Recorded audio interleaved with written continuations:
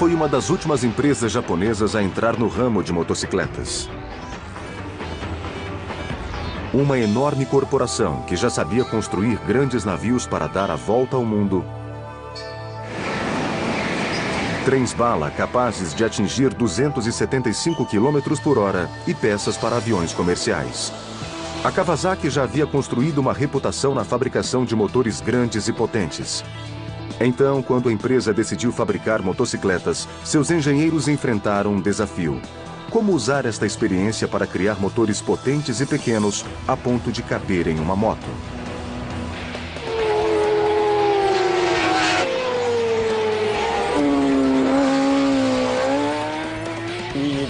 Precisamos de alto desempenho para superar as outras marcas. Eles viraram o mundo das motocicletas de cabeça para baixo, criando alguns dos designs mais revolucionários da história. A filosofia dos projetos é agressividade e emoção.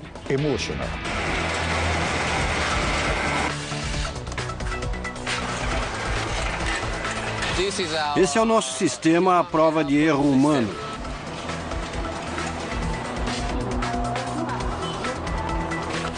E para chamar a atenção de todos, a empresa pintou as motos com uma cor incomum, verde-limão. É a bela cor verde-limão das motos, é a marca registrada da Kawasaki. Uma marca registrada reforçada por uma única palavra: Ninja. Quando alguém diz que tem uma Ninja, todos sabem que é uma esportiva Kawasaki. Após tanto sucesso com navios, trens e aviões de grande porte, por que a Kawasaki entrou no ramo de motocicletas? E mesmo com uma engenharia tão forte, a companhia seria capaz de enfrentar marcas mais antigas e estabelecidas?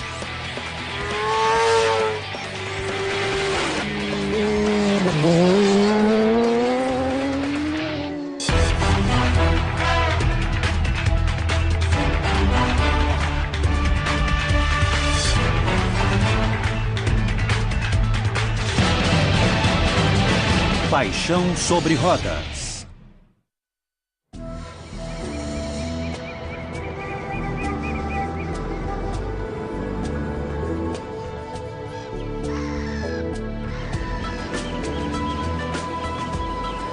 Seus registros históricos datam de 201, mas Kobe é uma das mais modernas cidades japonesas.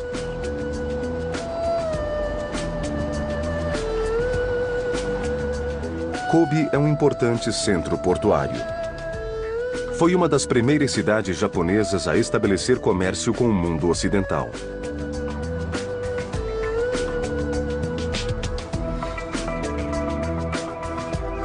O Parque Meriken, um destino turístico à beira-mar, recebeu este nome por causa da palavra América.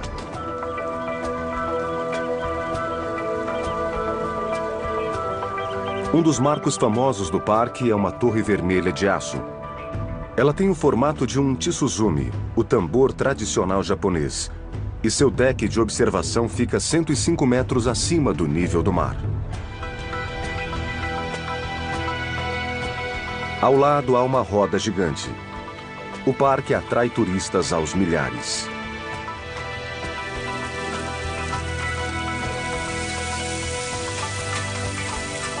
O famoso bife de Kobe é uma iguaria por aqui.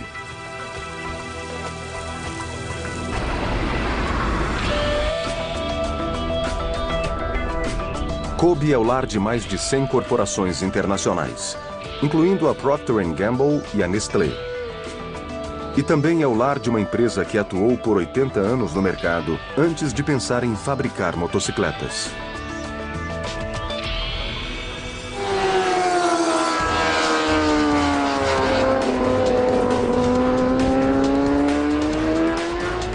Kobe, no Japão, é a sede mundial da Kawasaki Heavy Industries.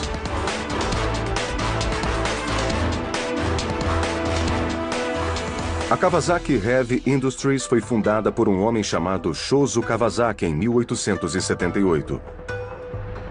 A empresa começou com construção naval. Shozo Kawasaki foi um dos primeiros japoneses a usar projetos ocidentais em seus navios. Sua empresa prosperou e, com o passar dos anos, tornou-se uma gigante mundial. Construindo não apenas navios, mas trens, equipamentos industriais e peças para carros e aeronaves.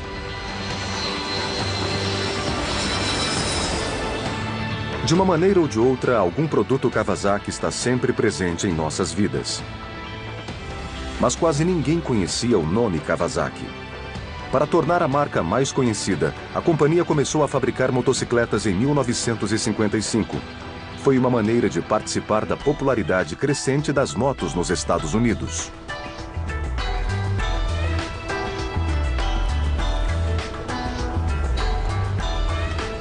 Um novo edifício em Kobe comemora a história da Kawasaki na fabricação de navios e motocicletas. Fazendo referência à música e à cultura americana, a parte do edifício que fabrica motos é chamada de Kawasaki Good Times World. Estamos em Kobe, no Museu de Motocicletas da Kawasaki. O nome oficial é Kawasaki Good Times World.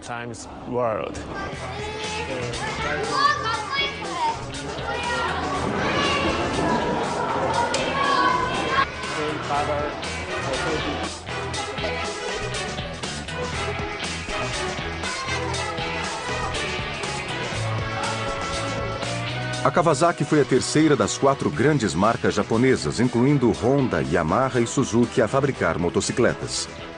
Mas a empresa possuía uma arma secreta, uma habilidade em engenharia que faria a marca se destacar. A Kawasaki designou seus próprios engenheiros de aeronaves para fabricar as primeiras motocicletas. E entre 1955 e 1965, eles criaram uma grande variedade de motos. Mas nenhuma era especial. Nenhuma cumpriu a verdadeira missão delegada aos engenheiros da Kawasaki.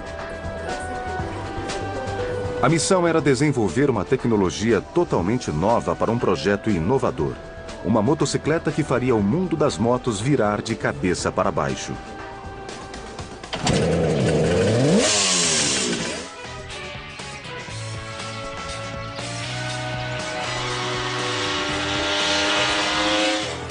Em 1968, o que começou como um exercício de engenharia tornou-se uma motocicleta de verdade chamada Mach 3. 2 equipes de engenheiros da Kawasaki competiram entre si. Uma equipe desenvolveu o tradicional motor com 2 cilindros, mas a segunda equipe construiu algo nunca tentado antes, um motor de 500 cilindradas com 3 cilindros.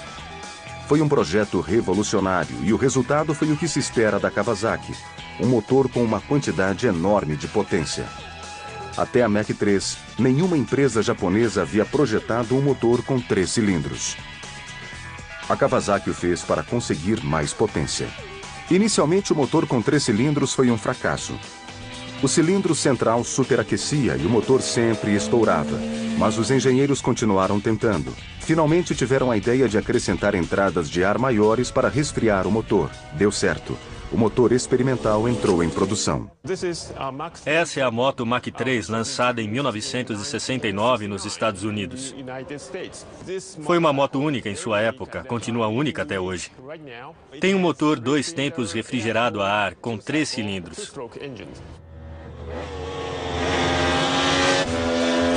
Foi preciso 1 ano para resolver os desafios de engenharia do novo motor 3 cilindros, mas o resultado valeu a pena. Quando a Mach 3 entrou no mercado em 1969, era a motocicleta de série mais potente do mundo. Meu pai me levou para a escola na garupa da Mach 3. Pediu para eu me sentar na calçada e empinou a moto por todo o estacionamento. Eu nunca vou esquecer. A moto andava muito, era muito divertida de se pilotar. O motor da Mach 3 gerava 60 cavalos. A primeira Mach 3 tinha 500 cilindradas e 3 cilindros, depois veio a 752, eram 2 foguetes. Ela superou o desempenho de todas as motos que existiam na época. A Mach 3 tornou a Kawasaki famosa.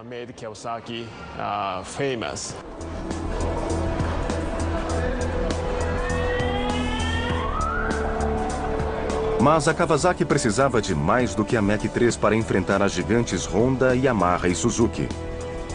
A empresa precisava de uma estratégia a longo prazo. A estratégia era simples. Se um exercício de engenharia conseguiu revolucionar o mundo das motocicletas, a companhia só precisava continuar revolucionando.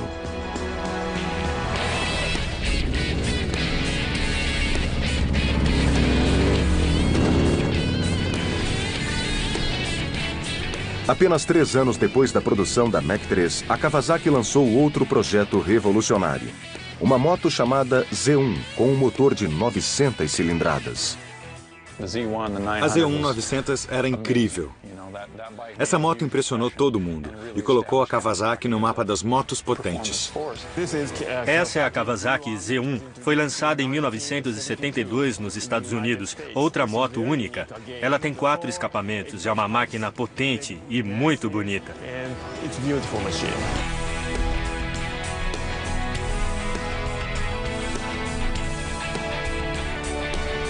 O motor 4 cilindros da Z1 gerava 100 cavalos. Quando essa Kawasaki entrou no mercado, ela mudou tudo. De repente havia uma moto que, além de muito potente, também freava muito bem. Não era esportiva pelas definições da época, mas nada podia ser mais esportivo. A Z1 era esportiva, mas esportiva não é o suficiente. Será que a Z1 conseguiria vencer onde realmente interessa? Ela seria capaz de vencer nas pistas de corrida?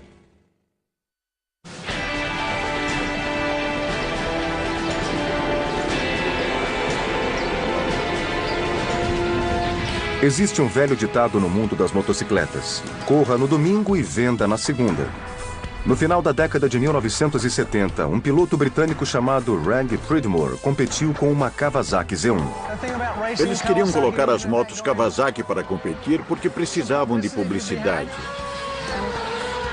Não importa o que os outros dizem, competições vendem motos. Com Pridmore na equipe, a Kawasaki deu um grande passo para alcançar a concorrência e conseguiu fazer isso nas pistas de corrida nos Estados Unidos, onde Pridmore e a Z1 eram quase imbatíveis. A moto era ótima, eu adorava a potência. Eu podia correr rápido sem me esforçar muito. E eu me dei bem com ela. A Kawasaki foi a primeira motocicleta japonesa a vencer o campeonato americano de motocicletas.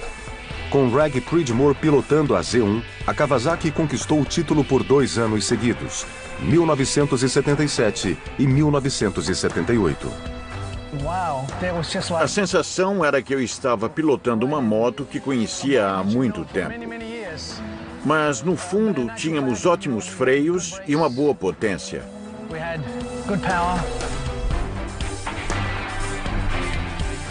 A Z1 de competição de Reg Pridmore desenvolvia mais de 136 cavalos.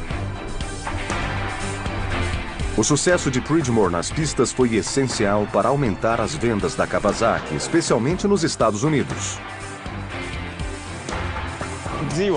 A Z1 tinha freios a disco pela primeira vez na Kawasaki. São enormes comparando com o tamanho padrão na época. A Z1 precisava de freios bons. O modelo comercializado para o público atingia a velocidade máxima de 200 km por hora. Ela criou um padrão, não só na Kawasaki, mas em todas as indústrias de motocicletas do mundo. Era como uma esportiva deveria ser.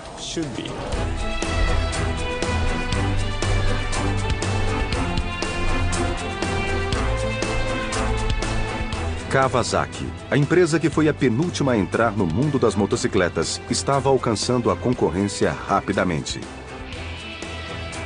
A companhia criou a Mach 3 em 1969, a Z1 em 1972 e venceu 2 campeonatos no final da década de 70. Mas que ponto fraco a Kawasaki poderia atacar para redefinir como as esportistas modernas deveriam ser?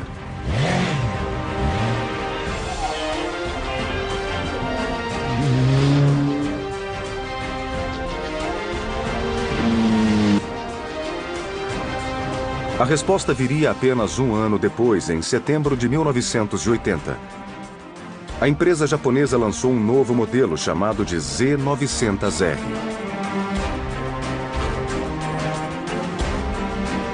Mas a filial americana da Kawasaki na Califórnia pensou em uma ideia melhor. Eles queriam que a nova moto se chamasse Ninja. A Kawasaki, nos Estados Unidos, foi quem inventou o nome Ninja, porque naquela época, o Ninja era um super-homem. Os malucos da filial americana da Kawasaki criaram esse nome. Tinha muita gente maluca naquela época. Eles inventaram o nome Ninja e acabou pegando.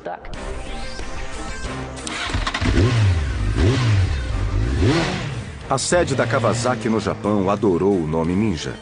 Ele estabeleceria um equilíbrio entre o produto desejado nos Estados Unidos e a filosofia japonesa usada para criar a nova moto. Uma filosofia que poderia apresentar qualidades positivas e negativas. Essa moto é uma combinação de lados positivos e negativos. Mas nós praticamente deixamos essas características de lado para seguir a minha filosofia de projeto. Uma moto muito sexy.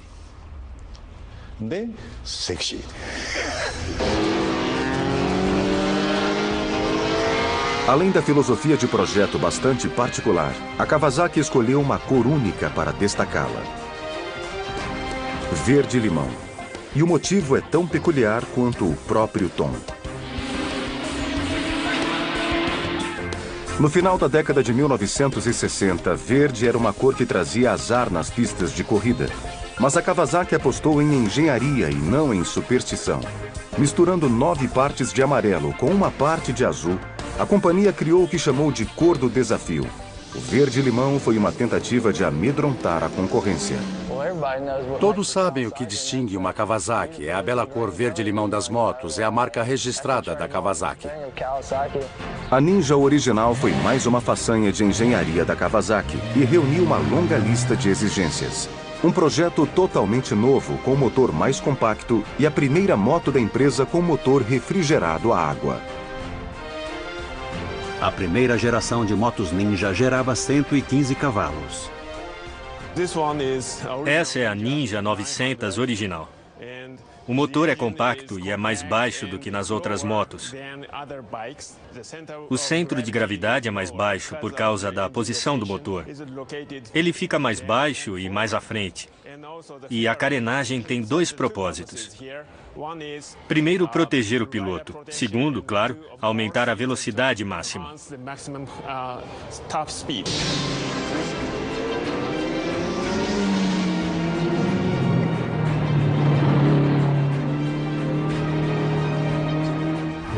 Era uma moto que possuía uma suspensão de competição e um motor de alta performance e um assento que deixava o piloto mais inclinado. Não existia nada assim até então. A velocidade máxima da primeira Ninja era de 240 km por hora. Fui eu que projetei a maioria dos componentes do motor, o escapamento e o sistema de refrigeração. Assim como a Mach 3, a primeira Ninja foi criada por uma equipe de engenheiros. Mas depois de pronta, pilotá-la se tornaria uma experiência muito pessoal. Quando a moto estava pronta, eu a pilotei em uma pista de teste. Foi a mesma sensação de ficar sozinho no deserto, ninguém por perto. Eu só via a paisagem passando rapidamente. O meu peso e o peso da motocicleta se combinaram para andar muito rápido.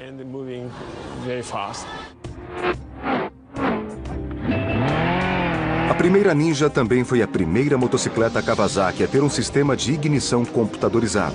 Pode parecer simples hoje em dia, mas no começo da década de 1980, controlar a mistura ar-combustível do motor por meio de um computador era um grande avanço no mundo das motos. É a motocicleta mais importante que a Kawasaki já fabricou. Foi tão importante que o nome Ninja praticamente tornou-se sinônimo de motos esportivas. Muitas pessoas veem qualquer moto esportiva e dizem, é uma Ninja. Ninja virou um sinônimo desse tipo de moto, assim como Gillette, que na verdade é o fabricante e virou nome de lâmina de barbear. Qualquer moto esportiva é uma Ninja, especialmente uma Kawasaki. Em 1990, a engenharia revolucionária da Kawasaki deu origem a um novo projeto. A ZX-11 levou o desenvolvimento de motores ainda mais longe. E conseguiu isso ao usar um velho truque dos hot rods americanos. direcionar mais ar para o motor para obter mais potência. O ano de 1990 foi muito importante porque a Kawasaki apresentou o modelo ZX-11, a primeira Ninja com indução de ar. Ou melhor, foi a primeira moto do mundo com ar induzido. A indução de ar é um conceito simples. Quanto mais rápido anda a motocicleta, mais ar é induzido no motor. Mas este conceito simples se transformou em uma obra-prima da engenharia das motocicletas. Quanto mais rápido a moto andava, mais potente o motor ficava.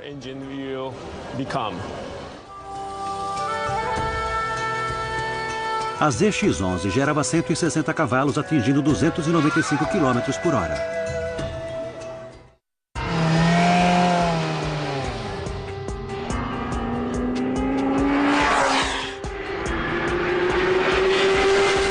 Como fabricar a motocicleta de rua mais rápida do mundo? Os engenheiros da Kawasaki encontraram a solução no tamanho e criaram uma Ninja monstruosa chamada de ZX-14. A ZX-14 tem um motor 1.4. É um motor enorme para uma motocicleta, tão grande quanto o motor de muitos carros. Na verdade, a ZX-14 é mais rápida do que praticamente qualquer carro em produção. A ZX-14 acelera de 0 a 100 em apenas 2,5 segundos. A ZX-14, o conceito dessa moto é ser a rainha das estradas. Primeiro criamos um motor para ter uma grande aceleração nas estradas. A ZX-14 ela é muito suave, sofisticada e extremamente potente.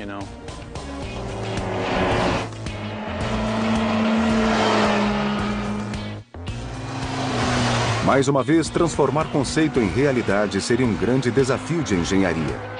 Primeiro, a equipe da ZX-14 precisava desenvolver um quadro novo e muito mais resistente, porque o motor desta supermoto gera quase 200 cavalos. O chassi é a parte principal da motocicleta. Depois de testar o motor, temos que testar o chassi, para garantir que ele consiga sustentar tanta potência.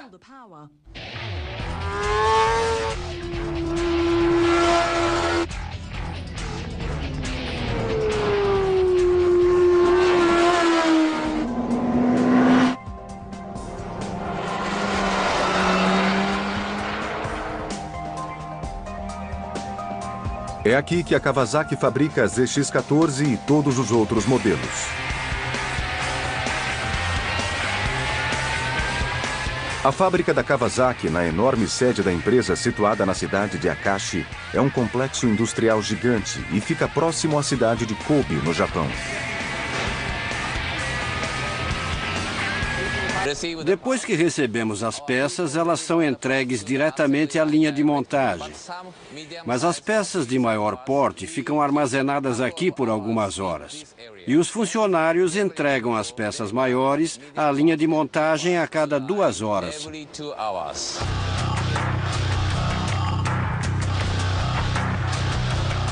As peças menores são colocadas em caixas codificadas por computador, que serão entregues pontualmente no local exato quando requisitadas. Eles apenas colocam a caixa no lugar, sem precisar manuseá-la 2, 3, 4 vezes. A fábrica da Kawasaki produz uma média de 1.200 motocicletas por dia.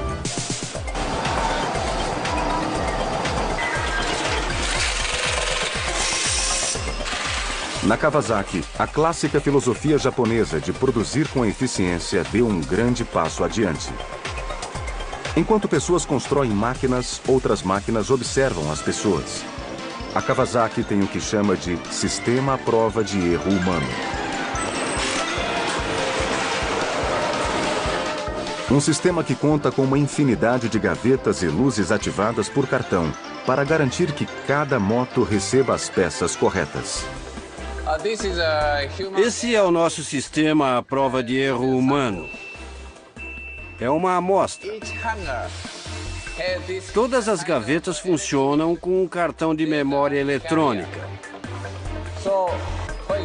Por exemplo, se eu trabalhasse nesse setor, estaria montando a moto modelo A. E só as peças A sairiam. Eu pegaria a peça e a montaria.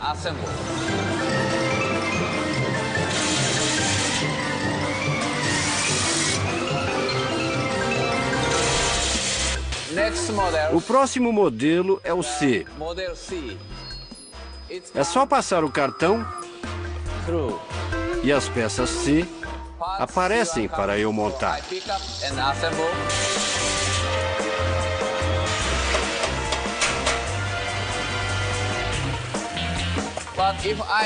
Mas se eu esquecer de pegar as peças e a próxima a montar for o modelo B, toca um alarme. A linha de montagem para e o supervisor sabe que há algum problema na operação. Nós empregamos esse sistema em muitas estações, em setores importantes.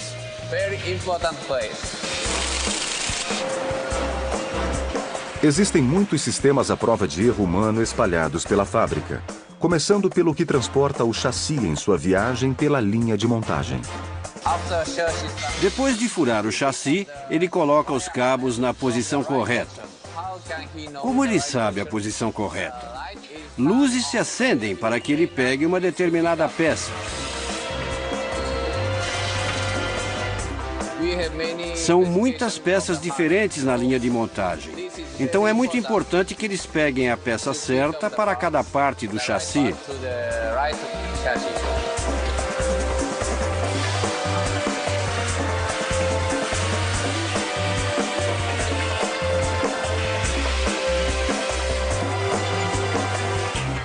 Evitar erros na linha de montagem é um conceito tão importante que qualquer funcionário novo na Kawasaki, independentemente do setor da empresa em que vá trabalhar, passa seus primeiros 3 meses trabalhando na fábrica. Eles são chamados de calouros. Por 3 meses, qualquer novato contratado por um engenheiro ou executivo trabalha na linha de montagem. A experiência na área de engenharia pode melhorar o desempenho.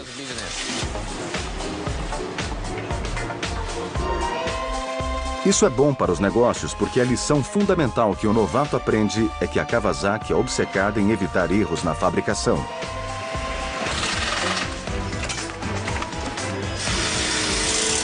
Existem 2 linhas de montagem diferentes para cada motocicleta fabricada. A primeira é uma linha de submontagem, em que componentes comprados de fornecedores são montados. O escapamento vem de um fornecedor. Separamos as peças necessárias, como as juntas, e montamos aqui.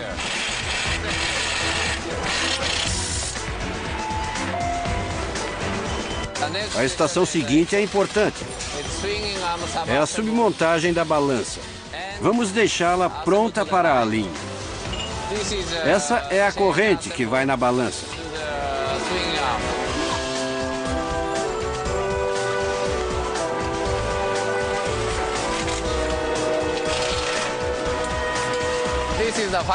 Essa é a última estação da linha de submontagem. Recebemos os garfos dianteiros de um fornecedor na ordem da nossa linha de montagem. Depois de montar o garfo dianteiro, montamos o paralama e a roda dianteira.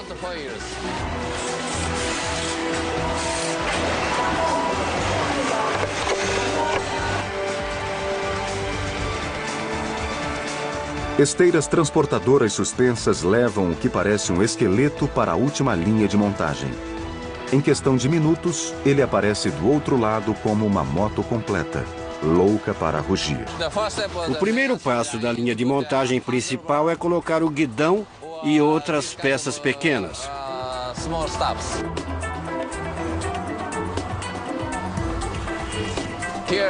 Aqui montamos a carenagem. Aqui é o meio da linha de montagem principal. Essa é a última estação da linha. O último operador procura defeitos e, se não houver nenhum, ele leva a moto para a inspeção final.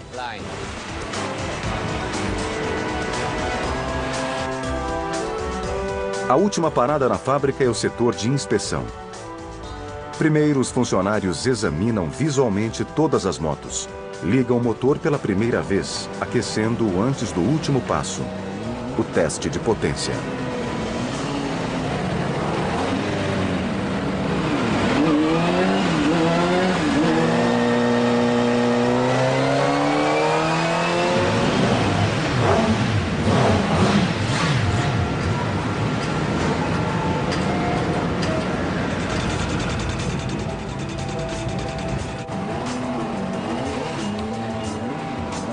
Os códigos de barra de cada moto dizem ao computador que tipo de teste deve ser feito. Eles também registram todos os resultados. Se a sua moto quebrar 3 anos após a compra, a fábrica pode levantar o código de barra do produto, analisar as especificações e os resultados dos testes. É como se fosse uma motocicleta com um prontuário médico. Em outra parte da fábrica, o mundo da tecnologia de ponta encontra-se com o mundo das tradições.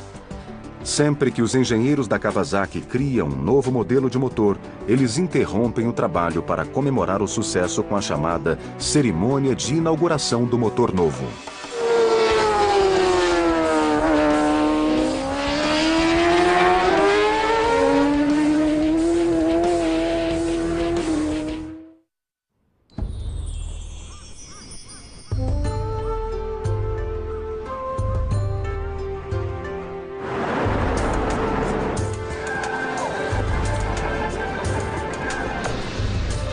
O Japão é composto por 4 ilhas principais, que reunidas são um pouco menor do que o estado da Califórnia.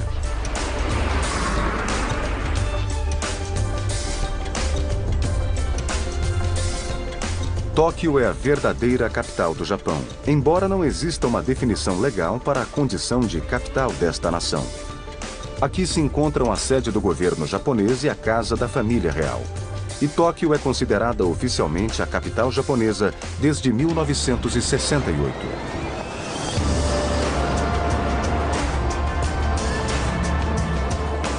A maioria dos ocidentais que viaja ao Japão vai para Tóquio, uma mega metrópole com 35 milhões de pessoas e com o maior produto interno bruto entre todas as áreas metropolitanas do mundo. Poucos ocidentais chegam a conhecer a ilha mais meridional do Japão. Ela se chama Kyushu e é considerada o berço da civilização japonesa.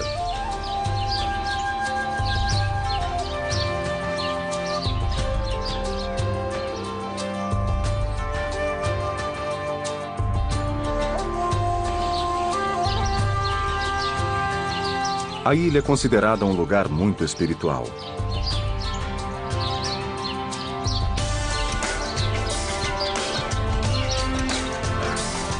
Kyushu é extremamente montanhosa e é o lar de um dos vulcões mais ativos do Japão. Ao lado do vulcão está um dos melhores e mais desafiadores circuitos de corrida do mundo. Mas poucas pessoas sabem seu nome.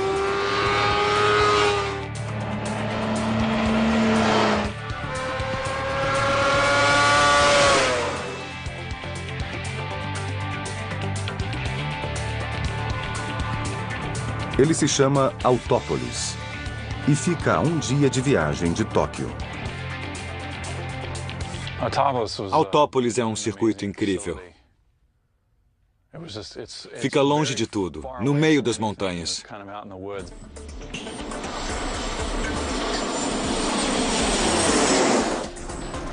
O voo de Tóquio a Kyushu leva 1 hora e 45 minutos, mas a sensação é que estamos viajando no tempo. Vamos dos luminosos de Tóquio para um Japão diferente e completamente rural.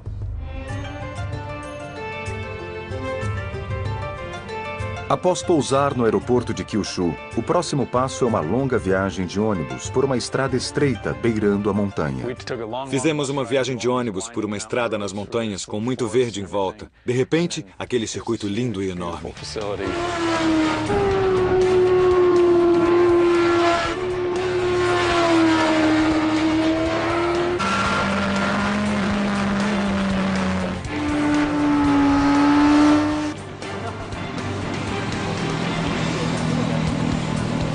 A Kawasaki apresentou a nova Ninja ZX-6R em Autópolis.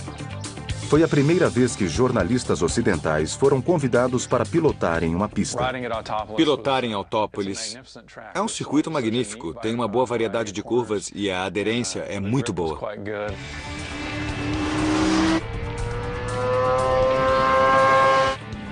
Todas as motocicletas Ninja sentem-se em casa no circuito de Autópolis, incluindo a ZX-14, a maior e mais nervosa Ninja já fabricada.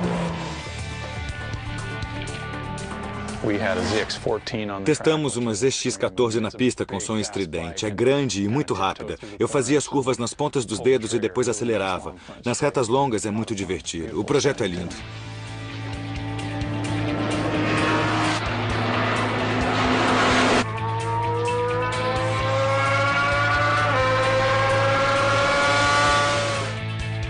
A principal reta de Autópolis é apenas um trecho do circuito de mais de 4.660 metros, com um total de 13 curvas. Autópolis é o único circuito do mundo construído ao lado de um vulcão, no meio das montanhas, 1.000 metros acima do nível do mar. E pilotar pelo trecho montanha-russa é a experiência de uma vida.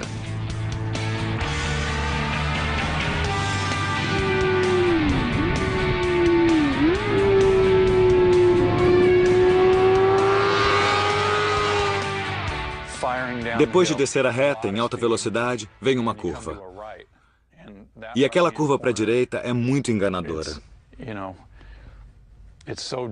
Acho que nós memorizamos as várias curvas que conhecemos e tentamos aplicar o que aprendemos com as outras nessa curva. Mas é uma curva que faz a gente pensar, preciso reduzir. Mas não reduza, porque não é preciso. Conforme nos inclinamos no asfalto, ele aumenta a aderência e a contornamos muito rápido.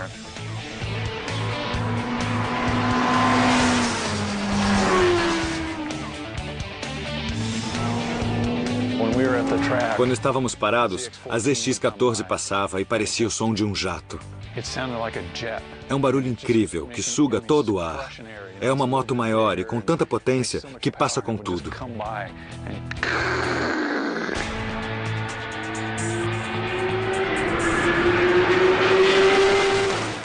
Foi sensacional.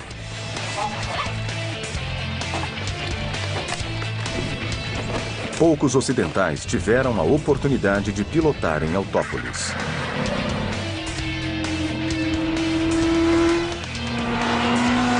Na maior parte do tempo, a pista é usada por pilotos de teste da fábrica que levam novos modelos ao limite. A indústria das motocicletas é um negócio altamente competitivo. E apesar de a Kawasaki permitir que seus pilotos testem os novos modelos em Autópolis, ela proíbe a divulgação dos nomes e rostos dos pilotos. Depois de contornar a primeira curva, vemos a curva seguinte. A segunda curva é a mais emocionante do circuito. Ela decide quem vai vencer ou perder a corrida. Saber frear é muito importante nessa curva. Quem frear corretamente pode acelerar fundo na saída.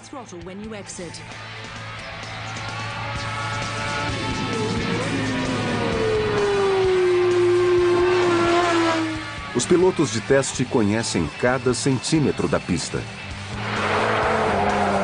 Ainda assim, o setor apelidado de montanha-russa também os assusta. E eles pilotam aqui todos os dias. A montanha-russa é uma longa reta em declive que desce 50 metros em altitude antes de terminar em uma curva fechada para a direita. Nós passamos por uma descida íngreme. Ela é chamada de montanha-russa. No final da reta em declive, há uma curva muito fechada para a direita. É assustadora. Mas quando eu pego a linha ideal, é muito legal.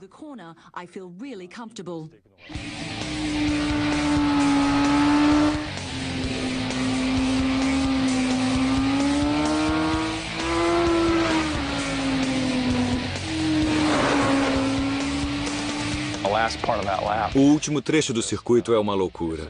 Tem várias mudanças de direção. Existem pontos onde é preciso tomar cuidado.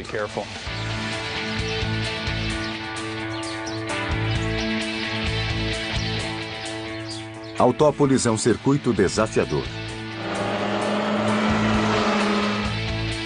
especialmente para quem pilota a ZX-14, uma motocicleta com quase 200 cavalos de potência. Ela é muito suave, sofisticada e extremamente potente. Então, temos uma motocicleta que, no fundo, é uma moto esportiva. Ela é voltada para a velocidade e surgiu pela longa tradição da Kawasaki em produzir potência. A Kawasaki ZX-14 é uma moto para profissionais. Ela é tão rápida que um novato teria problemas. Um toque no acelerador e ela chega a 150 por hora. A pessoa tem que ser preparada, porque ela acelera forte. O bom da ZX-14 e das outras motos com muito motor é que hoje em dia elas também param e fazem curva muito bem. A ZX-14 é sinônimo de potência.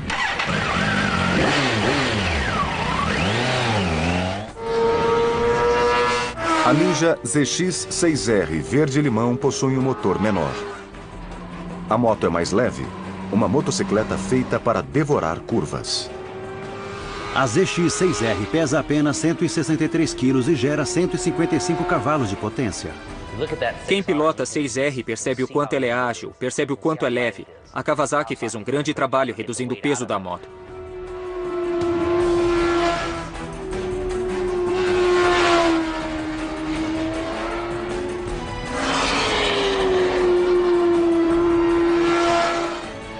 A nova Kawasaki ZX-6R apresenta a primeira remodelagem total do modelo em quase 10 anos e ostenta um motor novinho em folha.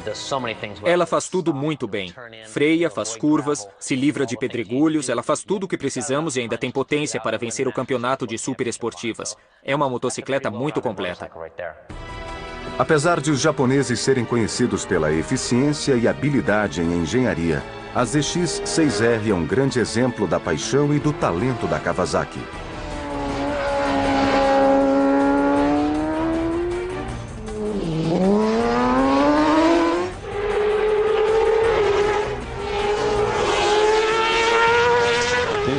Eu acho que projetar motocicletas é arte, arte pura.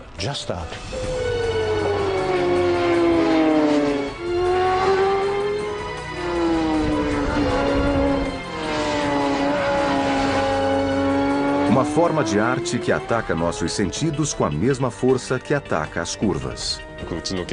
Quando aceleramos fundo, temos a sensação de ter deixado o cérebro na largada.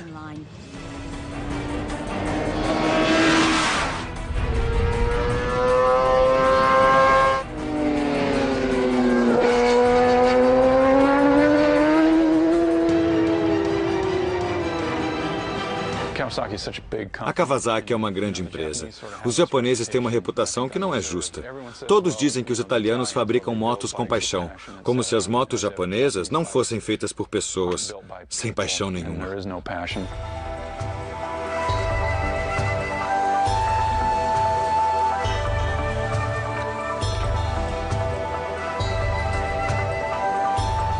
Das cerimônias de inauguração de novos motores aos batismos de navios 100 anos atrás, a Kawasaki sempre produziu com muita paixão.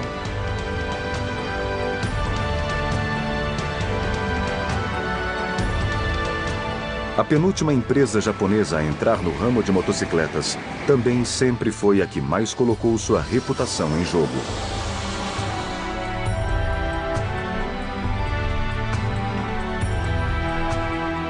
A Kawasaki arriscou e criou um ambiente em que engenheiros e projetistas eram encorajados a inovar.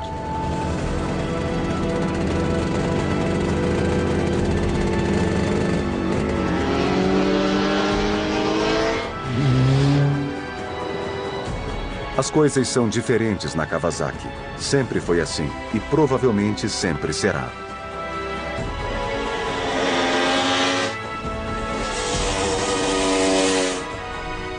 Desde a primeira Mach 3 até a mais nova Ninja pintada com um clássico verde-limão, a Kawasaki sempre foi uma empresa cheia de surpresas.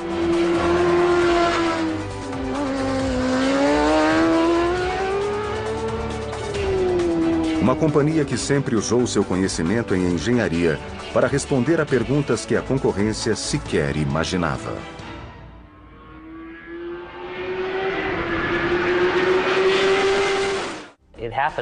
Aconteceu do meio da década de 80 até o começo de 90. As motos melhoravam a cada ano e bastante. Os modelos perdiam 10 quilos em um ano, ficavam 5 segundos mais rápidas em 400 metros. Foram grandes melhorias. Eu trabalhava numa revista especializada e me lembro de ter dito a jornalistas que trabalhavam para mim: pessoal, precisamos treinar mais para testar essas motos. Precisamos aprimorar nossos sentidos. Precisamos melhorar o ritmo, isso porque as motos superavam a gente.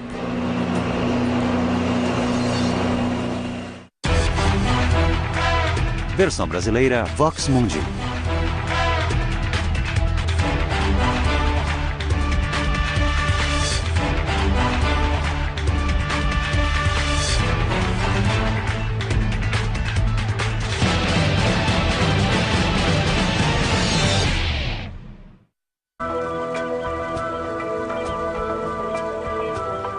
Um dos marcos famosos do parque é uma torre vermelha de aço. Ela tem o formato de um tsuzumi, o tambor tradicional japonês, e seu deck de observação fica 105 metros acima do nível do mar. Ao lado há uma roda gigante. O parque atrai turistas aos milhares.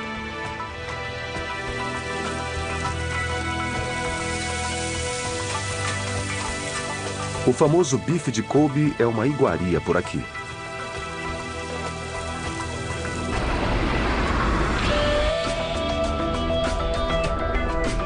Kobe é o lar de mais de 100 corporações internacionais, incluindo a Procter & Gamble e a Nestlé.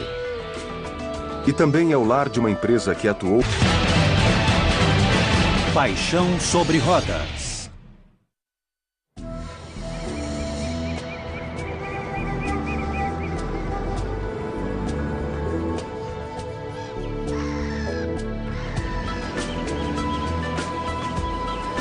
Seus registros históricos datam de 201, mas Kobe é uma das mais modernas cidades japonesas.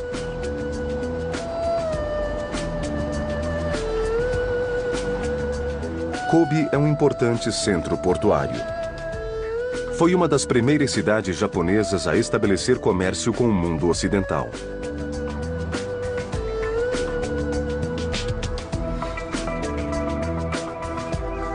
O Parque Meriken, um destino turístico à beira-mar, recebeu este nome por causa da palavra América.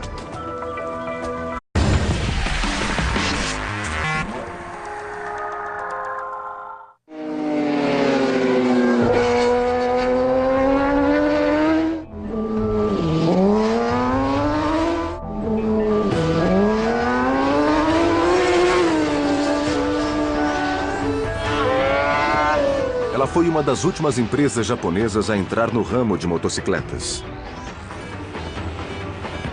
Uma enorme corporação que já sabia construir grandes navios para dar a volta ao mundo. Trens-bala capazes de atingir 275 km por hora e peças para aviões comerciais. A Kawasaki já havia construído uma reputação na fabricação de motores grandes e potentes. Então, quando a empresa decidiu fabricar motocicletas, seus engenheiros enfrentaram um desafio. Como os mão? É a bela cor verde-limão das motos, é a marca registrada da Kawasaki. Uma marca registrada reforçada por uma única palavra: Ninja. Quando alguém diz que tem uma Ninja, todos sabem que é uma esportiva Kawasaki. Após tanto sucesso com navios, trens e aviões de grande porte, por que a Kawasaki entrou no ramo de motocicletas? E mesmo com uma engenharia tão forte, a companhia seria capaz de enfrentar marcas mais antigas e estabelecidas?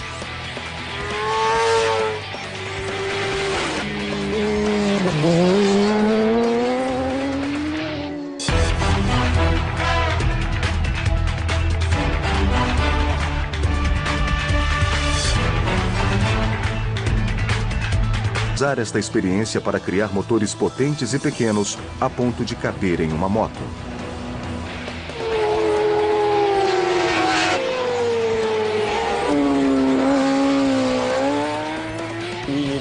Precisamos de alto desempenho para superar as outras marcas.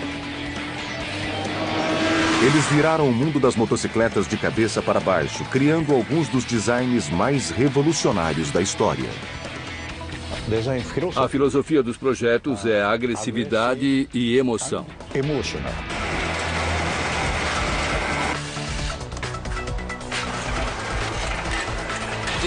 Esse é o nosso sistema à prova de erro humano.